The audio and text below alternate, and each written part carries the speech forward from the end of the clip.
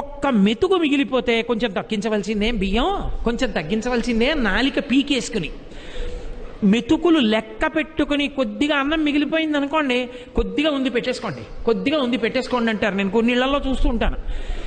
అది అక్కర్లేకపోయినా సరే ఆయన కూడా ఏం చేస్తాడంటే ఇలా గిన్నె చూసి పోన్లే పెట్టేయి, ఎందుకు వదిలేయడం అంటాడు. అంటే ఈ అన్నం గోకి పెట్టేసి కాస్త మజ్జిగో పులుసో పోసుకొని ట్రేడు పోస్తున్నా తినేసి చేయగడిగేసుకుని వెళ్ళిపోవాలి. ఎందుకంటే అది ఎవరూ తినేయకూడదు. అలా బ్రతకకూడదని చెప్పింది శాస్త్రం. నీ ఇంట ఎప్పుడు నువ్వు తిన్నా నీ అన్న పాత్రలో కొంత అన్నం మిగిలిపోవాలి.